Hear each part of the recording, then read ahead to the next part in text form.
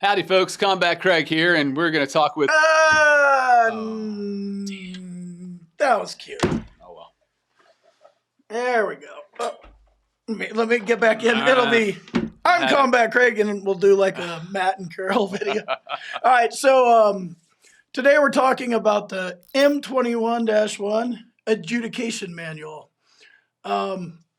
It's a procedures manual. What is it? Well, this is like, if you remember back in school, the teachers seemed like they were so smart, and then you realized they had their own answer book. So for the worksheet, Cliff Notes? For the worksheet you had, they had the same book with all the answers in it. This is how the VA feels this is, okay? So the M21 is what the line adjudicators, the people on the ground in the regional offices, use to make their decisions. They look there and nowhere else, and that's what they're doing. They're saying, okay, you have this kind of claim, it goes under here. You got that kind of claim, it goes under here. And they read that, and they are completely bound by it. Yeah, there's so many questions. Let me just start with one. How much of this manual, and I read it, I see it. It's weird format, but whatever. VA claims are all about strategy. I preach and I teach strategy in my boot camp. Check it out at combatcraig.com. How much of that is based on the VA's own regulations? The schedule for rating disabilities. Well, I mean, in theory, all of it, right? Oh, in theory. But this is a living manual that's updated basically every week. And a lot of stuff that gets put in there is the procedure on how to do things. So that falls outside of what the actual regulation says on, this disability is rated at this percentage, or, this is what a service medical record is. So it starts to get a little gray between procedure and substance and all the stuff they throw in there. That makes sense. And I can see that. And I do see that. All right. So it's not the law. Or right. The reg. There are 2 times when you don't need a nexus. When you file a claim while you're still on active duty, like a BDD claim, or when you're in the 1-year presumptive period. Any other time, you need a nexus. You also need a strategy. Check out my boot camp and contact my med team if you need a nexus. It's the policy, and a lot of it is a lot of red tape wrapped up in there. Right. So let me ask you another question, because you actually argue claims as an accredited attorney. How concerned are you about the M21-1 adjudication manual when you're in front of actually making the argument to the VA, the BVA, or... Well, so that if you're at the regional office level, I never talk law. They don't know what law is. No. They know what their manual is. So I try to argue that. Which is a good point. We shouldn't be talking law either, because right? Right. I mean, it's good to know it, but right. Know who you're talking to. Exactly. They have no clue what the law is, because they're all. Yep. They want to know what their manual says. And so if you're at the regional office and you get a chance to download this or use this manual and can figure out where your claim fits in, I would talk about that. Now, they're bound by it at the regional office. They have to do that. Now, once you get to the Board of Veterans Appeals, they are not bound at all. In fact, they don't even ever look at it, typically never reference it. It's irrelevant. It's irrelevant, yeah. And they appreciate that they have to actually follow law, like from the court and regulations that the VA themselves have written.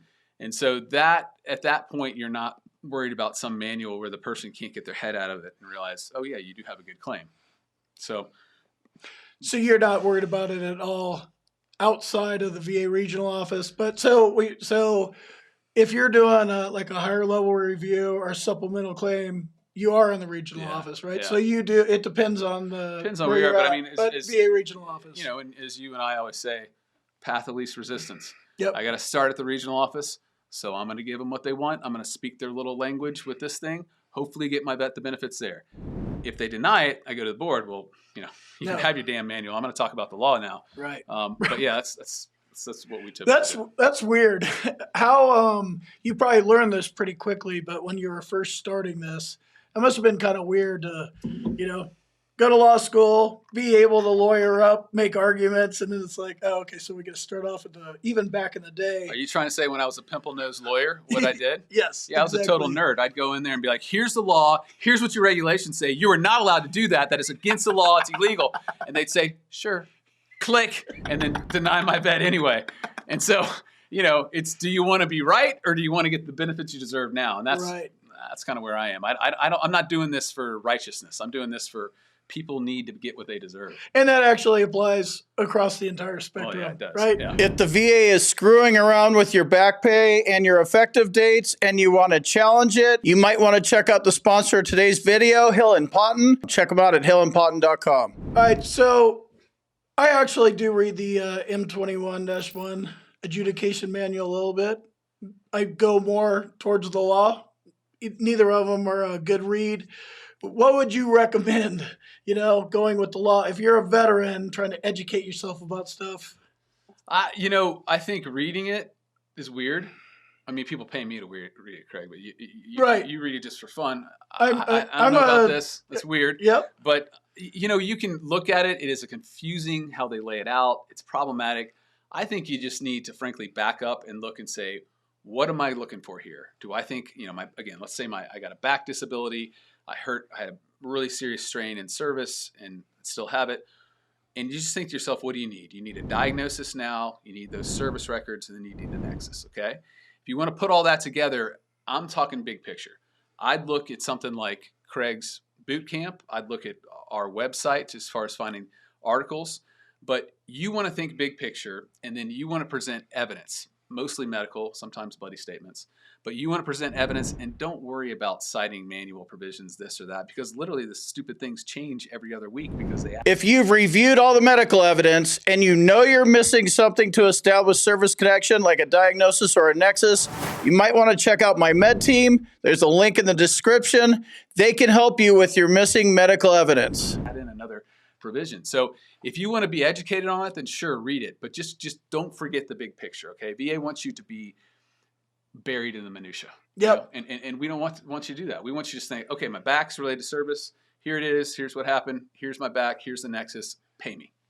And we get enlightened, and I'm guilty of this too. Now I understand how to say some medical terms. Oh, yeah. I understand some of the CFR codes.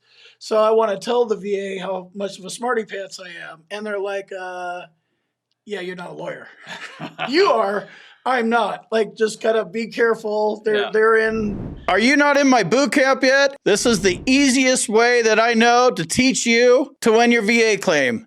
Links in the description, combatcraig.com. They're in policies, procedures manual. They don't Right. even know what you're talking about when you're Right. throwing actual law at Well, them. Yeah, not only are you not a lawyer, they aren't either. Which is a great point. Yeah. Everybody that's a VSR Yeah, in not the a lawyer. entire chain, 6 or 7 of them or Yeah, 5, wow. not a lawyer, not a Right, lawyer. Right. Guess what else they're not? A doctor. Right. Exactly. And so I just say you concentrate on the bigger picture of your evidence, your medical evidence, and you go with that. Sounds fair. Take a peek at it, but yeah. Like, what's your big picture? What's going to get paid? What's going to pay you? Right. And for that, you can just Google stuff. Right. What are VA ratings for hypertension? What are VA Right. ratings for sleep apnea? You can get a good general sense. And all right, cool. I need a 50 here. Maybe I can get a 30 here. Right. Yeah. Still going to be stuck at 90. TDIU would be a good Right. option, right? Right. So there's fit all that stuff together. And what he's saying is he's looking at the big picture, because Yeah. the big picture isn't really service connection. It's getting the right compensation. Right. So you figure all that out and you say, okay, well, what's the plan to get there? And again, I think especially the regional office, it's the evidence. And it's hard. Who cares how you get there? You say it a lot. We both say it a lot. It really, who cares how you Right. get there? Right. And it's not going to be what you think. Right. But who cares? I don't care what they call it. Right. 100% permanent we want. total if you can get it. Cool. Yeah. And then get on with your life and get away from the VA. Don't file more claims. All right. Thank you. Works. Bye. Good.